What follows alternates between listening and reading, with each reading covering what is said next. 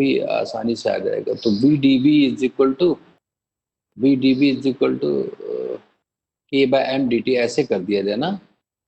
तो t बराबर 0 पर वेलोसिटी 0 थी, तो किसी टाइम पर कितनी वेलोसिटी होगी, v होगी। तो v स्क्वायर बाई 2 बराबर k बाई एम टी आ गया। क्यों? तो यहाँ से v की वैल्यू आ गई 2k बाय एम, ऐसा कुछ होगा। अरे समझे कि नहीं?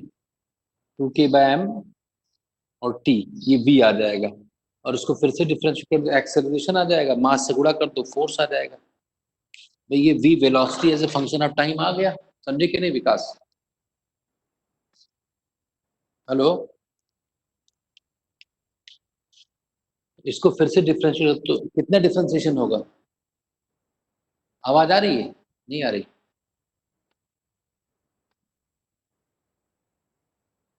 हेलो, आवाज आ रही है? तो इसको फिर से डिफरेंशिएट करो, तो 2v dv by D T by 2 is equal to k by M. तो यहाँ से एक्सेलरेशन आ जाएगा, एक्सेलरेशन आ गया k बाई एम वी, और v यहाँ से निकाला हुआ है, रख दो। तो एम ए, एम एम को उधर ले जाओ तो फोर्स हो जाएगा। तो फोर्स बराबर k बाई वी, और v हम लोगों ने टाइम के फंक्शन में निकाल रखा है, तो k divided by under root 2k by M into T, ये आ जाएगा कुछ। तो हो जाएगा एम के बाई 2t। क्या ऐसा है कहीं? चेक करो।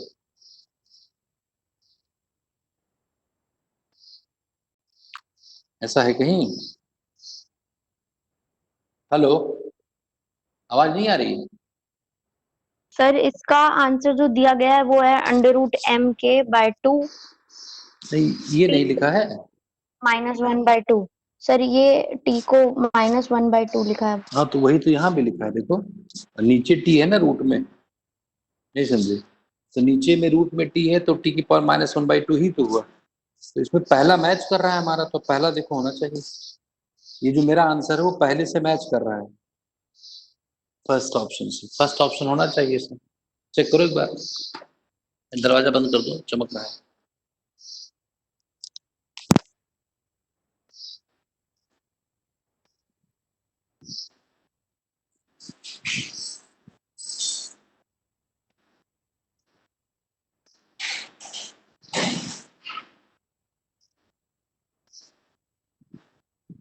बोलो बोलो, हो गया? यशी मैच कर गया ना? नीचे जो रूट टी होता है उसका मतलब टी की पावर -1/2 होता है, तो फर्स्ट वाला आना चाहिए आंसर। नेक्स्ट बोलो आगे। 2015 में और देखते हैं, 2015 में इसका नेक्स्ट क्वेश्चन क्या था? Two particles of masses. सबको आवाज आ रही है? सर इसको रब मत कीजिएगा, 1 मिनट नोट डाउन कर लें। लिख लो, लिख लो। तो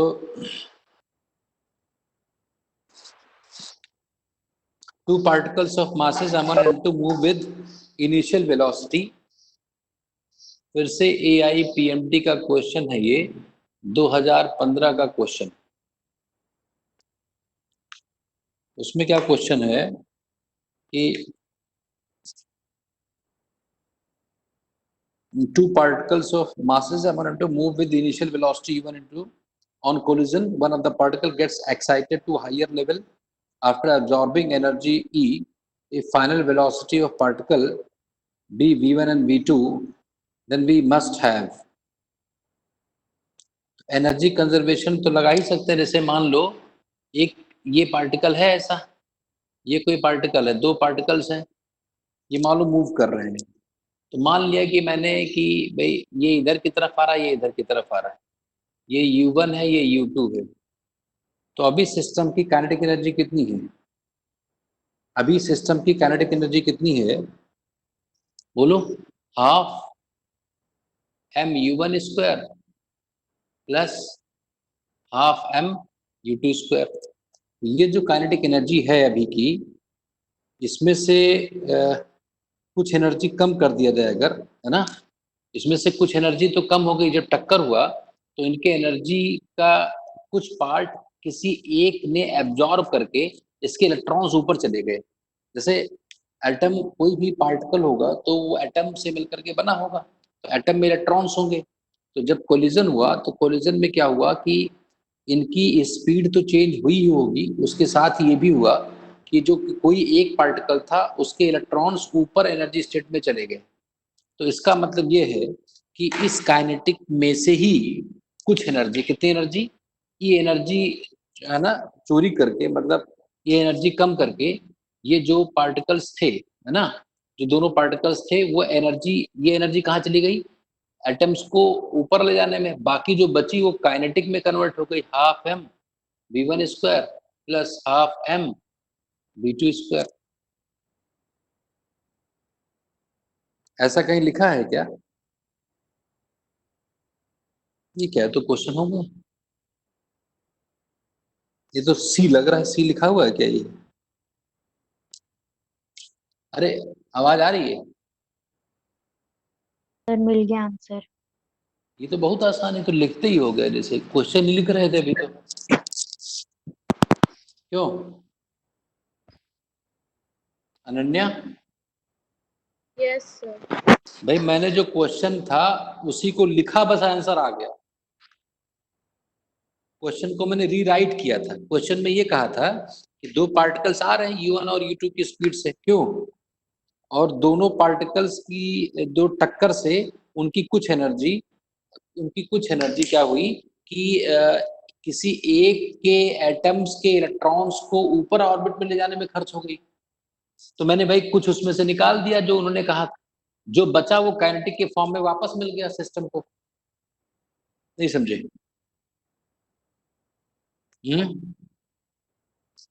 अरे बोलो, हो गया कि नहीं? समझ करके बताना है। कोपल, प्रज्ञा, रण्या, प्रखर, यस सर। शिबू। अरे क्यों, तो बहुत आसान क्वेश्चन था लिखने, लेकिन हमें लग रहा है डरावना बहुत रहा होगा उस बार जब आया होगा, तो बहुत बच्चों ने छोड़ दिया होगा इसको, यार ये क्या लिखा है। लेकिन बड़ा सा क्वेश्चन है, आंसर भी बड़े बड़े लिखे हुए हैं, क्यों।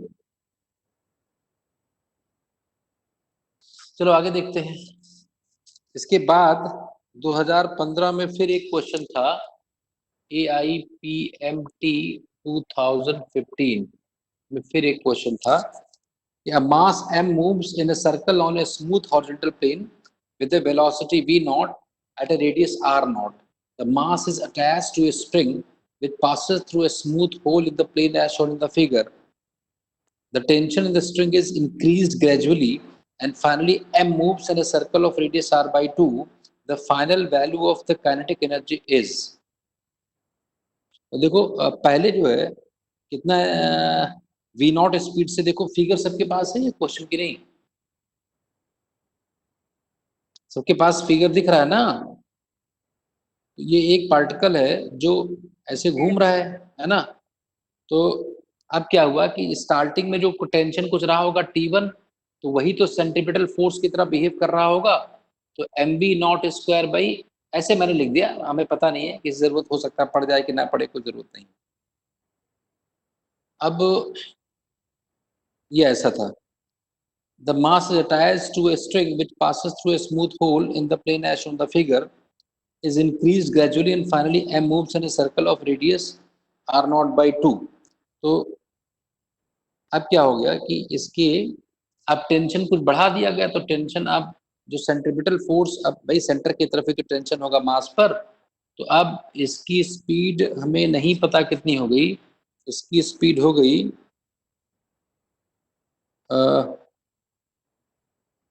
mv स्क्वायर बाई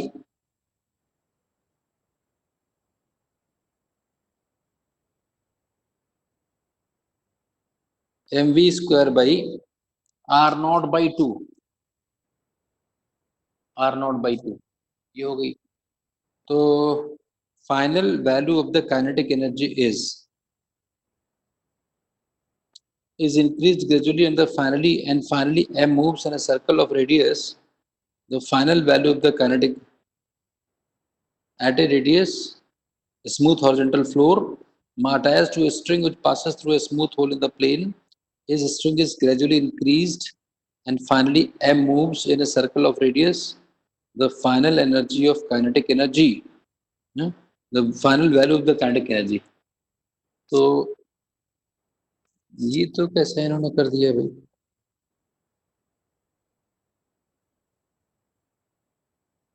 क्वेश्चन तो गड़बड़, इन्होंने लग रहा है कि टेंशन को सेम ही मान लिया है, मुझे लग रहा है।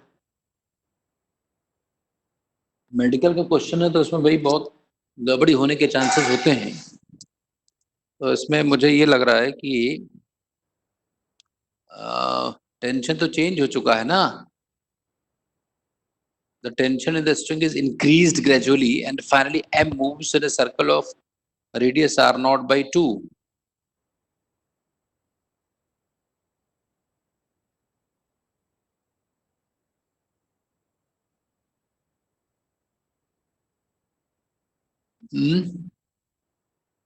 सर क्वेश्चन एक बार रिपीट कर देंगे? A mass M moves in a circle on a smooth horizontal plane with velocity v0 at a radius r0. The mass is attached to a string which passes through a smooth hole in the plane. ऐसे एक जैसे एक उसी table में एक whole बना दिया गया है और नीचे स्ट्रिंग ऐसे उसमें अटैच कर दिया गया है, उसको नीचे ऐसे घुमाया जा रहा है तो स्ट्रिंग जो है वो किसी ने पकड़ रखा होगा, तभी तो वो r0 के रेडियस में घूमेगा। तो स्ट्रिंग को जो टेंशन है वही तो सेंट्रीपिटल फोर्स प्रोवाइड कर रही होगी। तो मैंने मान लिया पहले टेंशन T1 थी, तो T1 है तो M T1 ही तो सेंट्रीपिटल फोर्स है ना। अभी कह रहे हैं कि the tension the string is increased gradually and finally M moves in a circle of radius r0 by 2. The final value of the kinetic energy is, final tension same मान लिया गया है। ये कैसे? इन्होंने टेंशन लिखा है कि increase tension the string is increased gradually. तो सर V और R ऐसे रेशियो में चेंज हुआ है सर, जो फाइनल टेंशन है वो सेम माना गया है। हाँ, यही गड़बड़ किया है इन लोगों ने, क्योंकि वैसे निकल ही नहीं पाएगा जैसे, है ना, वैसे कैसे हो पाएगा फिर। तो ये हमें निकालना है एम बी स्क्वायर, तो हम डिवाइड कर दें तो अगर इसको इक्वल मान लिया जाए तो M B not square by R not is equal to M B square 2mb square by R not, ये कट जाएगा तो एम बी स्क्वायर कितना आ गया, M B not square by 2, तो हाफ से गुणा कर दें तो यहाँ 4 आ जाएगा। यही मुझे निकालना था। तो आंसर अगर ये आ रहा है तो गलत तरीके से मैंने सही कर दिया।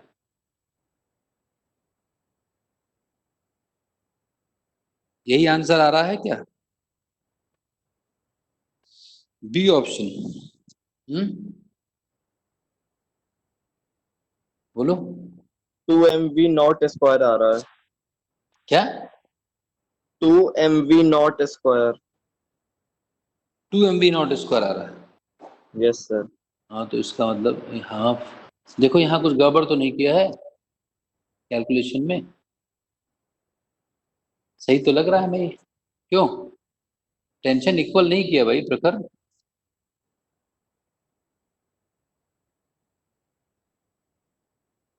सर क्वेश्चन ही नहीं मेरे पास।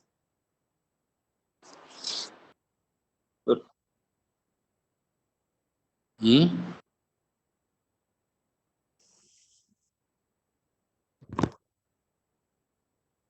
बोलो, ये कैसे, अजीब सा क्वेश्चन है।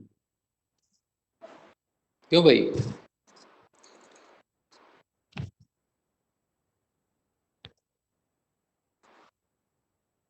बोलो, क्या दिक्कत है इसमें?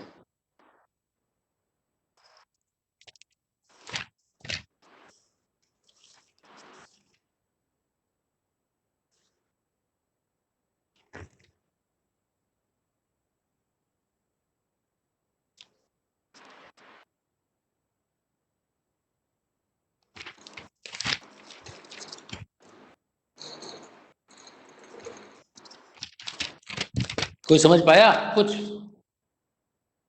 बताओ।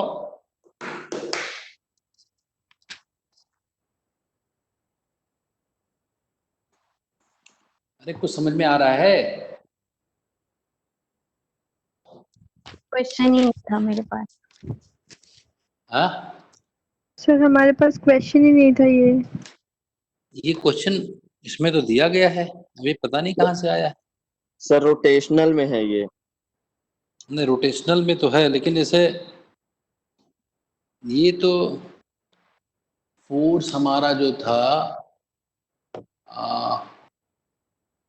वर्क तो कर नहीं पाया, तो काइनेटिक एनर्जी में चेंज नहीं होना चाहिए, क्योंकि टेंशन हमेशा जो है ना परपेंडिकुलर रही वेलोसिटी की। तो टेंशन का work is equal to change in kinetic energy. तो टेंशन ने तो वर्क ही नहीं किया है, तो टेंशन तो हमेशा वेलोसिटी के परपेंडिकुलर रही है, तो किसने वर्क किया? इसकी काइनेटिक एनर्जी क्यों चेंज होगी भाई? सर हाँ,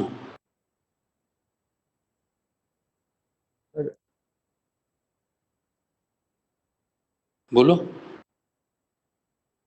बोलो बोलो।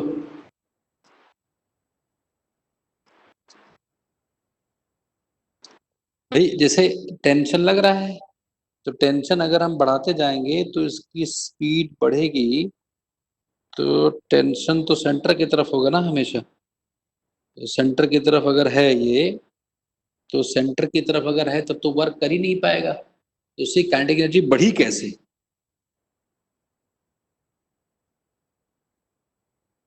ये बताओ, ऐसा तो नहीं कि ए ऑप्शन है इसका answer M V not square है, half M V not square.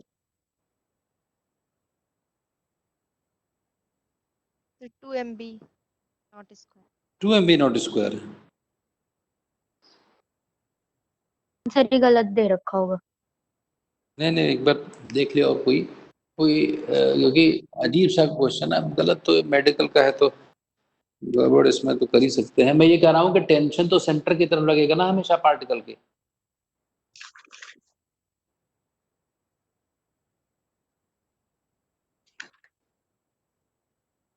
तो सेंटर की तरफ अगर लगेगा तो उसकी स्पीड कैसे बढ़ेगी भाई? चलो इसको फिर किसी ने भेजना, इसका सोल्यूशन तो चेक करेंगे, हमें लग रहा है कि गलत ही है, क्वेश्चन गड़बड़ है भाई।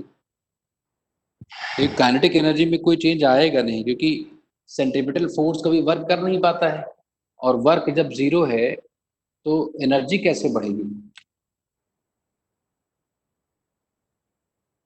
सर इसमें सोल्यूशन दिया है। हाँ बोलो, क्या है सोल्यूशन, क्या लिखा है? एंगुलर मोमेंटम कंजर्व हाँ, करवा ये दिया है। कांस्टेंट कर सकते हैं एंगुलर मोमेंटम, बिल्कुल सही, ये हो सकता है, बिल्कुल ये सही है क्वेश्चन। ये एंगुलर मोमेंटम कंजर्व करा दे अगर, तो हो जाएगा, तो स्पीड आ जाएगी, फिर काइनेटिक एनर्जी आ जाएगी। लेकिन ये बढ़ाया किसने काइनेटिक, ये जानना चाहता हूँ।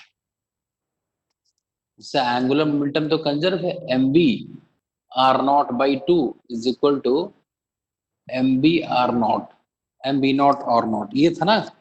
तो यहां से v स्पीड आ गई, v स्पीड आ गया 2v नॉट, तो 2v नॉट है, तो काइनेटिक एनर्जी कितनी हो गई? Half into m into 4v not square, square square हो गया ना 2v नॉट का, तो ये 2 एम वी नॉट स्क्वायर आ गया। देखें ना, ये जो के एफ माइनस के आई है ना, के एफ माइनस के आई, ये इलेक्ट्रिकल, ये पाथ सर्कुलर नहीं रहेगा भाई। तो इसमें काइनेटिक एनर्जी में कितना चेंज आया? M B not square 2 M B not minus half, 3/2 M B not square आ गया ना। तो इसमें जो पाथ होगा सर्कुलर पाथ नहीं होगा, स्पाइरल होगा, तो टेंशन का एक कंपोनेंट आएगा। जैसे इसमें जो पहले बड़े सर्कल में घूम रहा है और फिर छोटे सर्कल में घूमेगा, तो इसका रेडियस कांस्टेंट नहीं रहेगा, क्योंकि परफेक्ट सर्कुलर मोशन नहीं होगा, क्योंकि जो भी जैसे किसी स्टैंड पर जो इसमें टेंशन लग रही है, उस टेंशन का एक पार्ट इसके टेंजेंट की तरफ होगा, ऐसा टेंशन ऐसा कुछ होगा, और सेंटर यहाँ कहीं हो जाएगा, ऐसा इस टाइप का होगा। हाँ, तभी ये इंक्रीज हो सकता है। तो ठीक है, कंजर्वेशन ऑफ एंगुलर मोमेंटम से कर लो, एंगुलर मोमेंटम होता है mvr, तो वो सही हो गया। बहुत अच्छा क्वेश्चन नहीं माना जाएगा, कुछ गड़बड़ है, सर्कुलर मोशन में यूज नहीं कर सकते हैं।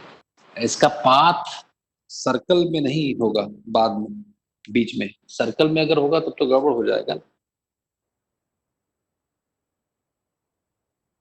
आगे देखो, a ball is thrown vertically downwards from a height of 20 meter with an initial velocity v naught. It collides with the ground, loses 50% of its energy in collision and rebounds to the same height, the initial velocity v naught. एक question फिर से है AIPMT 2015 है ना। इसमें question ये है कि ball is thrown vertically downwards from A height, तो 20 मीटर हाइट से गिराएगी बॉल को, 20 मीटर हाइट से ग्राउंड पर गिराया गया, ऐसे 20 मीटर है ये, और with initial velocity v not, thrown, ये थ्रो किया गया है यहाँ से, v not, it collides with the ground, loses 50% of its energy in collision and rebounds to the same height. ये बताओ अभी इसके पास कितनी काइनेटिक है, जल्दी बोलो, अभी कितनी काइनेटिक है? हाफ mv नॉट स्क्वायर है प्लस mgs तो है, टोटल एनर्जी कितनी, टोटल एनर्जी यहाँ बोलो, अरे यहाँ टोटल कितनी है इस जगह, बोलते क्यों नहीं तुम लोग? ये काइनेटिक और पोटेंशियल, और टक्कर के पहले कितनी, यही एनर्जी हो जाएगी टक्कर के जस्ट पहले, काइनेटिक के फॉर्म में होगी कि नहीं, ये समझ पा रहे हो? अरे ये कंजर्वेशन ऑफ मैकेनिकल एनर्जी लिखा हुआ है ना विकास, हेलो, यस सर। ये नहीं जान पा रहे हो क्या? गिरने के पहले बॉल के पास यही तो एनर्जी रहेगी जो यहाँ पर टोटल एनर्जी थी। Yes sir. इसका 50%, इसका आधा कर दो, इतनी एनर्जी लेकर वापस से चला, गिरने के बाद 50% खत्म हो गई और 50% से ऊपर गया ये, और कहाँ पहुंच गया, सेम हाइट पर पहुंच पाया। तो सेम हाइट पर मतलब mgh पोटेंशियल, काइनेटिक है ही नहीं वहां, सॉल्व कर लो। नहीं समझे मेरी बात? समझ गए। सारे बच्चे समझ पाए? गिरने के जस्ट पहले बॉल के पास इतनी एनर्जी थी कि नहीं थी? ये एनर्जी कहाँ से, यहाँ पर जो काइनेटिक और यहाँ जो पोटेंशियल थी, वही एनर्जी तो इसके पास आ जाएगी, तो उसका आधा लेकर के बॉल वापस चला और h हाइट तक जाकर रुक गया, तो h हाइट में पोटेंशियल, बस इसको सॉल्व कर लो तो देखो कितना आ गया, बहुत आसान है। हाफ mv नॉट स्क्वायर बराबर 2mgh, ये mgh आ गया, m से m कट गया, तो v नॉट रूट 2gh आना चाहिए।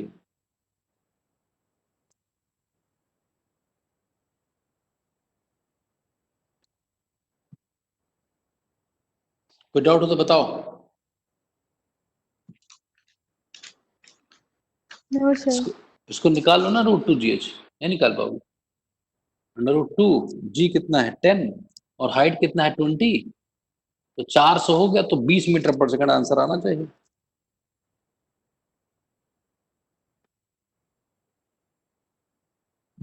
नहीं समझे क्या? समझ गए। तो ये बहुत समझ गए आसान सर। है, एक लाइन में हो भी गया, देखो। नहीं भाई, यहाँ पर जो टोटल एनर्जी थी वही तो गिरने के पहले एनर्जी होगी, ये गिरने के पहले की एनर्जी कह दो, जो कि वास्तव में यहाँ पर टोटल एनर्जी है, एनर्जी कंजर्व हो गई। फिर इसका आधा मैंने कर दिया, उसी आधे के साथ ये पार्टिकल चला, और जब यहाँ दोबारा आया तो सिर्फ इसके पास पोटेंशियल बचा, काइनेटिक नहीं बचा। नेक्स्ट,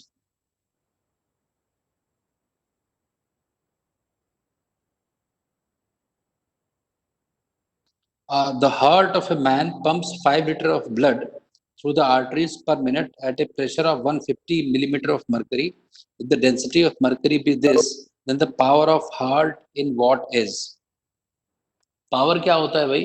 पावर होता है फोर्स इंटू वेलोसिटी, है ना, फोर्स इंटू वेलोसिटी। तो इसमें क्या दिया गया है, blood through the artery per minute at a pressure of 150 millimetre of mercury, तो वॉल्यूम इनटू ये वो प्रेशर को वॉल्यूम से गुणा करें तो क्या आता है, बोलो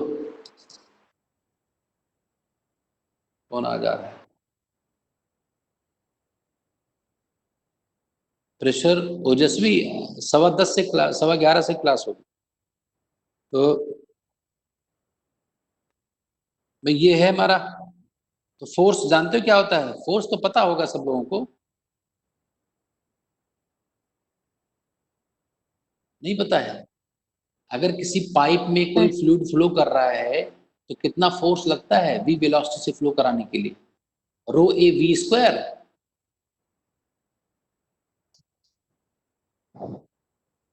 कितना होता था,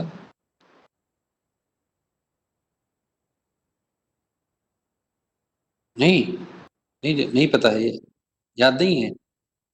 वॉल्यूम दिया है 5 लीटर ऑफ ब्लड है ना थ्रू द आर्टरीज पर मिनट, इफ द प्रेशर दिया है, the density of the power of heart. तो पावर क्या है, पावर होता है भाई force into velocity. Power is कितने फोर्स इंटू वेलोसिटी, और फोर्स क्या होता है, प्रेशर इंटू एरिया तो होता है, प्रेशर इंटू एरिया। अरे बोलो भाई, और एरिया इंटू वेलोसिटी क्या होता है, ये पावर है प्रेशर का। देखो पावर का फार्मूला क्या होता है, पावर होता है क्या, फोर्स इंटू वेलोसिटी। ये तो पता होना चाहिए कि यहाँ शुरुआत करो जैसे। अब फोर्स क्या होता है, pressure into area of cross section of the artery into velocity v।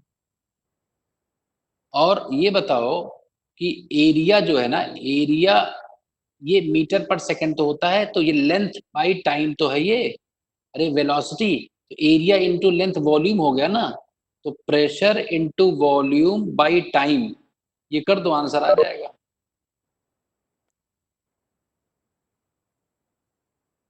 कितना प्रेशर है,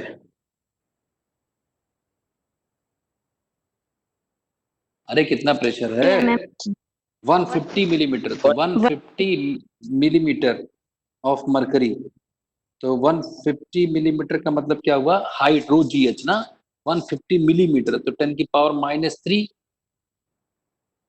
इंटू जी कितना है 10, रो जी एच, तो एच हो गया 150 मिलीमीटर इंटू रो कितना होगा 10⁻³ इंटू 13.6 कितना है दिया गया है, डेंसिटी कितनी गिवन है 13.6 इंटू 10⁻³ 10⁻³। ये तो हो गया प्रेशर। रो देखो रो जी एच होता है ना प्रेशर, इंटू वॉल्यूम कितना है 5 लीटर, क्यों, यस अरे यही सर, तो है यस बाई सर। टाइम पर मिनट। टाइम कितना है 60 सेकेंड्स, बस इसको कैलकुलेट कर लो आंसर आ जाएगा।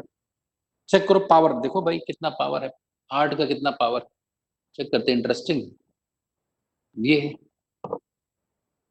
ये 6 से अगर काट दें तो दिन में 12, और इसको 4 मान लें, चलो इसको 5 ढाई कह देते हैं, अप्रोक्सीमेटली ढाई कह दे। तो एक ये कट गया, ये भी कट गया, तो कितना आ गया चेक करो।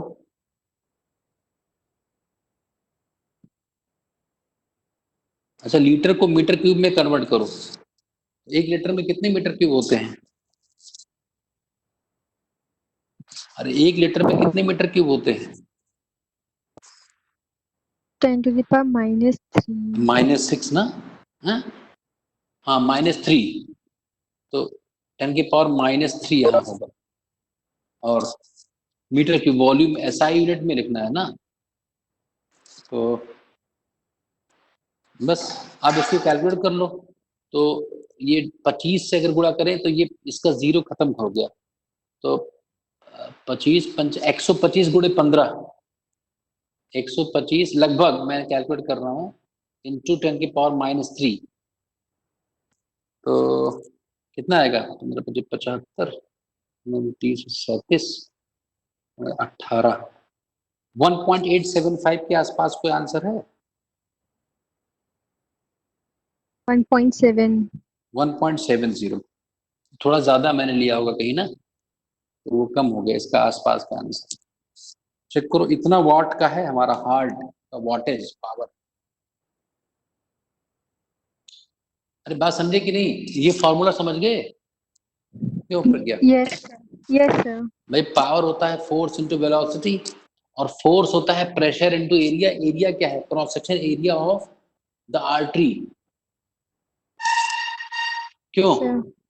तो अगर भाई सेम वॉल्यूम फ्लो कराना है हमें, और एरिया मान लो जैसे जब डिपॉजिट हो जाता है हमारे आर्टरी के इनर सरफेस पर, ये क्या बोलते हैं जो डिपॉजिट होता है,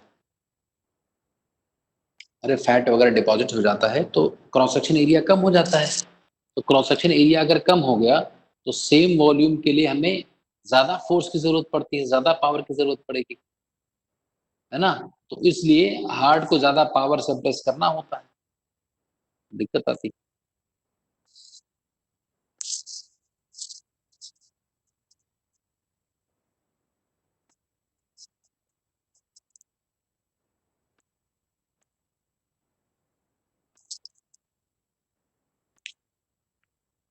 मैच कर रहा है आंसर, ये मैच कराया? बोलो, आगे बढ़े।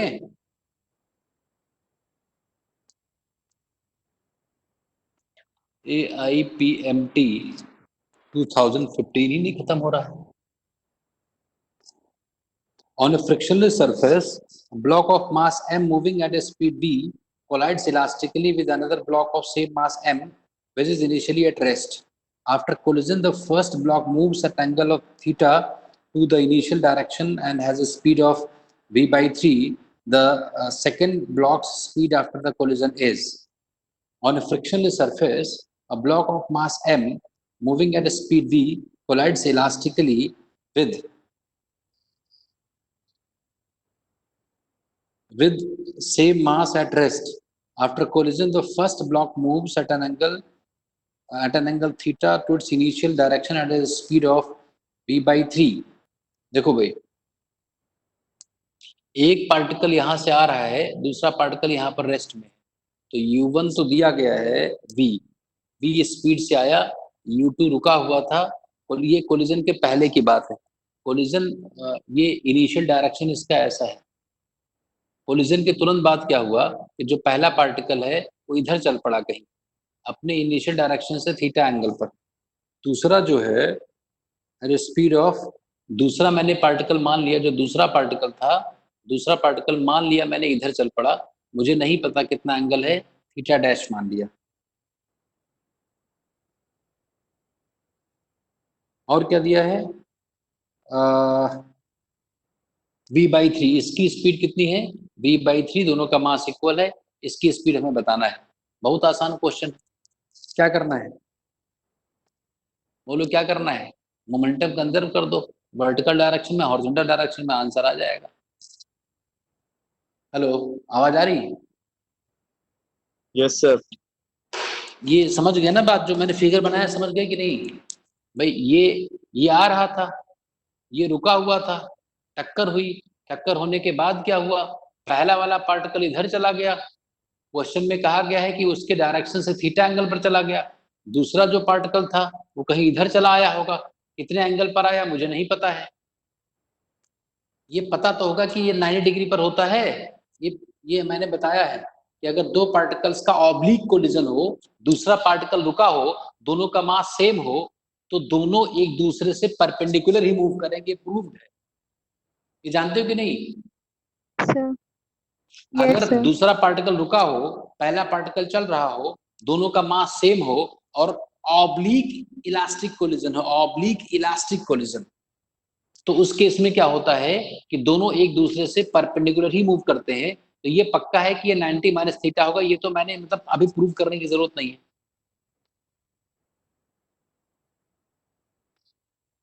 बस लगा दो। वर्टिकल डायरेक्शन में मोमेंटम जीरो था, तो जीरो बराबर mv/3 साइन थीटा, है ना, plus mv cos sin 90 minus theta cos theta, m cancel हो गया तो यहां से देखो tan थीटा कितना आ गया, tan थीटा यहां से कितना आ गया, sin theta by cos theta, sin theta by cos theta, b 3v by b। ये समझ पा रहे हो कि नहीं? कुछ इसको सॉल्व करोगे तो tan थीटा यही आ जाएगा, नहीं कितना आ जाएगा sin थीटा के साथ, सही तो है ना? अब हॉरिजॉन्टल डायरेक्शन में लगा दो, तो पहले मोमेंटम था mv और बाद में कितना हो गया mv बाई 3, क्या mv by 3 cos theta plus mv sin theta.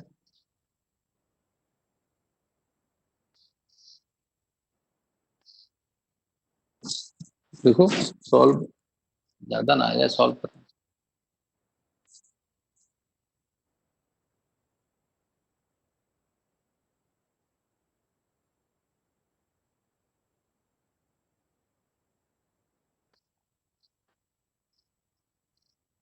देखो भाई अब सॉल्व करना पड़ेगा क्वेश्चंस, इक्वेशंस को।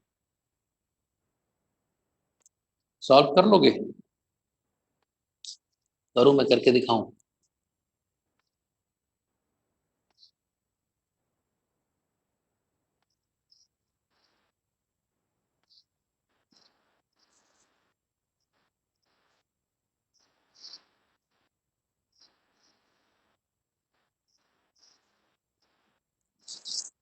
सॉल्व करना पड़ेगा। सोचा था वैसे काम हो जाएगा, काम हो जाता तो सही रहता।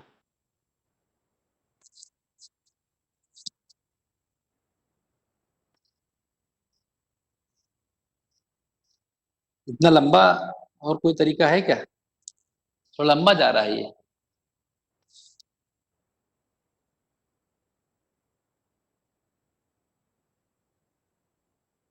इलास्टिक कोलिजन लिखा है कि नहीं?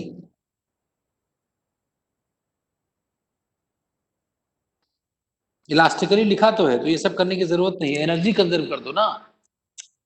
अरे इसकी जरूरत ही नहीं है, हमें कोई स्पीड आने के लिए इसकी जरूरत ही नहीं है। इलास्टिक है तो एनर्जी कंजर्व कर दो, सीधा आ जाएगा।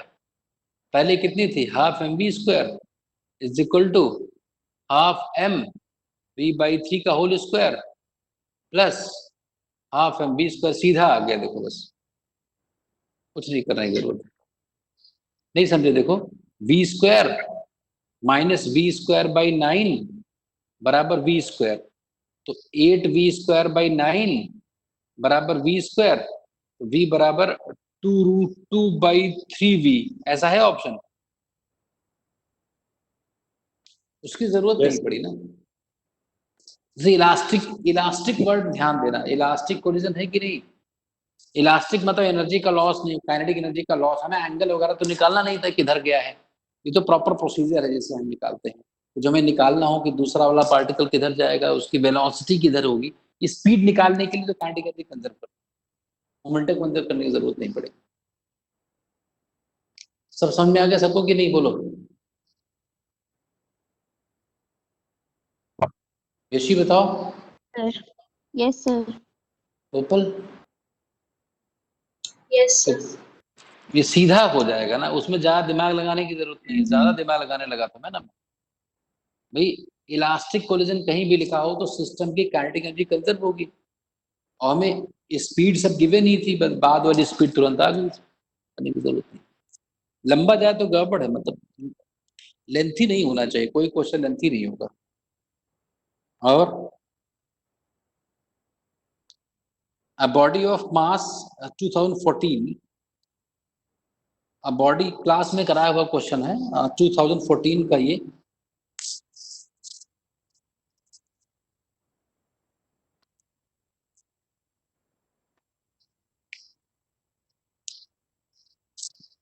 AIPMT 2014। क्वेश्चन क्या है, a body of mass 4m is lying in xy plane at rest। तो मोमेंटम कितना है, 0। It suddenly explodes into 3 particles, 2 particles of each of mass have moved perpendicular m with equal speed v। तो मान लो एक i cap की तरफ गया तो दूसरा j कैप की तरफ जाएगा, तो बचा कितना 2m, वो किधर जाएगा मुझे नहीं पता।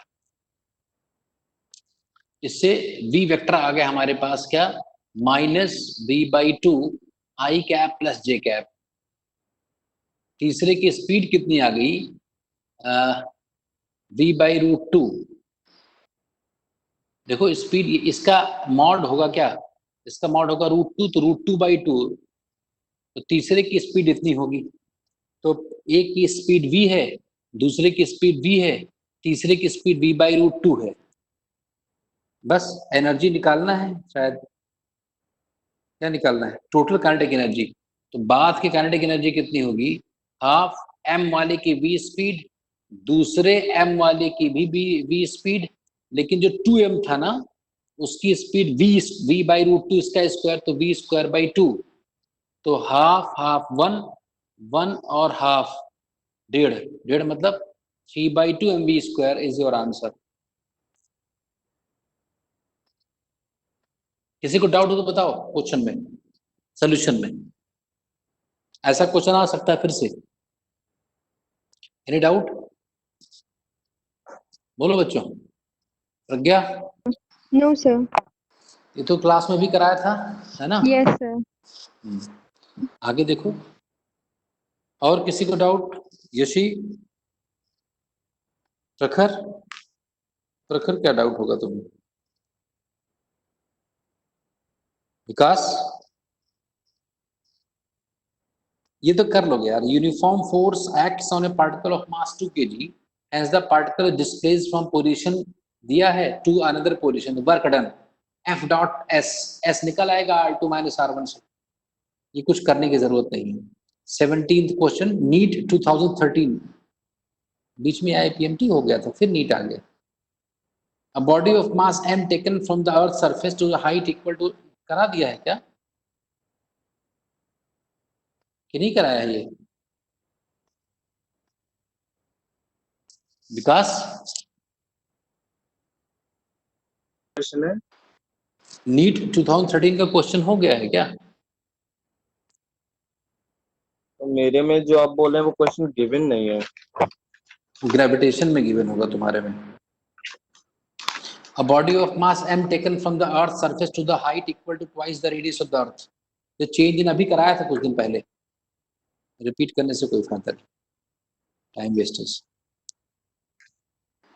AIPMT 2012, AIPMT 2012 क्वेश्चन क्या है, potential energy is given U is equal to, बहुत बार पूछा गया क्वेश्चन, फिर से आ सकता है, -A/r² - B/r, इस टाइप का। r⁴ r⁴ भी देते हैं कई बार। For stable equilibrium the distance of the particle is, distance equilibrium, जैसे इक्विलिब्रियम वर्ड यूज हुआ इसका मतलब फोर्स 0 है, फोर्स का मतलब होता है -du/dr 0 है, तो उसको डिफरेंशिएट करो तो ये हो जाएगा माइनस इसका डिफरेंशिएशन। अब -du/dr 0, ये भी 0 होना चाहिए, इसका डिफरेंशिएशन -2a/r³ और plus b/r² is equal to 0 कर दो, तो r² से एक r³ जो है ना, सिर्फ r बचेगा यहाँ से। r² का r³ का जो r² था इसको काट दिया मैंने, तो r बचा सिंपली, तो r कितना आ गया 2a/b, ऐसा ऑप्शन में।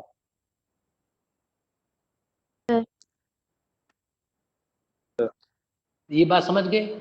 इक्विलिब्रियम जहां पर हो, जैसे तुम किसी क्वेश्चन में इक्विलिब्रियम वर्ड सुनो, समझ जाओ कि फोर्स 0 करना है। फोर्स कैसे लाना है ये तुम्हारा अपना काम है, फोर्स लाने का क्या तरीका होगा।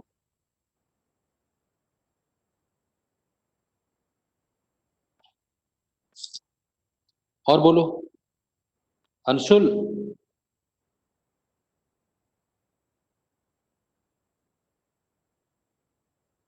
the potential energy of a system increases if work is done by the system against a conservative force, by the system against a non-conservative force, upon the system by a conservative force, potential energy और conservative forces के work में मैंने relation बताया है। Work done by conservative force is always equal to minus of delta U. Conservative forces का work अगर होगा तो वो उससे एनर्जी घटती है, कभी बढ़ती नहीं है। तो पोटेंशियल एनर्जी अगर बढ़ रही है तो कंजर्वेटिव फोर्स ने वर्क नहीं किया है, कंजर्वेटिव फोर्स पर वर्क किया गया है।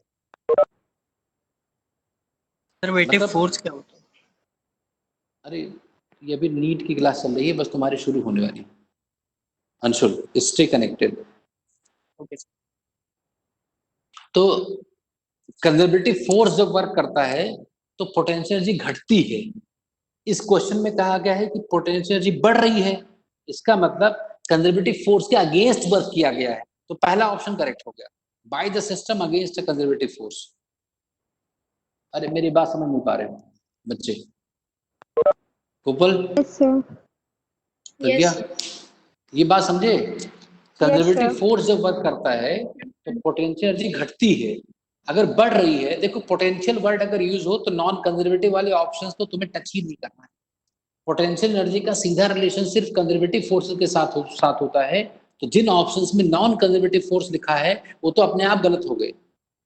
तो नॉन कंजर्वेटिव फोर्सेस और पोटेंशियल का कोई संबंध नहीं होता है। अगर ऐसा कहीं दिखा है तुरंत उसको एलिमिनेट कर देना उन ऑप्शंस को।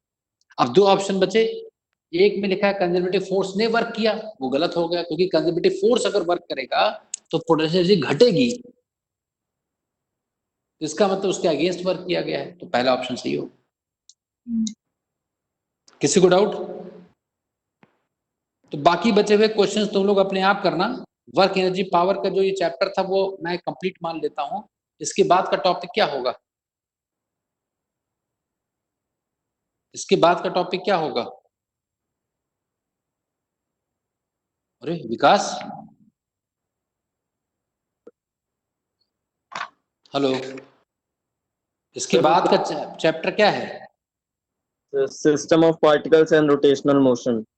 हाँ, ये शुरू करेंगे हम लोग। That is very important, system of particle rotational motion. तब तक सेंटर ऑफ मास और कोलिजन के क्वेश्चंस अगर किसी को मिलते हैं तो वो भी 3-4 आप लोग इकट्ठे करके रखो। अभी आपकी क्लास यहीं पर खत्म होती है, नेक्स्ट परसों हम लोग फिर मिलेंगे। ठीक है, ओके। आप लोग लीव कर दीजिए तो 10th क्लास के बच्चे बचेंगे।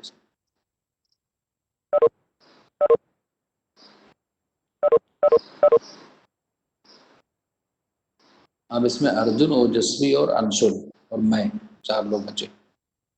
अर्जुन, तो 2 मिनट में मैं पॉज लेता हूँ। ये तुम्हारा वीडियो अलग सेव होता है ना, तो ये डिस्कनेक्ट करके थोड़ा सा चेंज करेंगे, बस आ जाएंगे। ठीक है?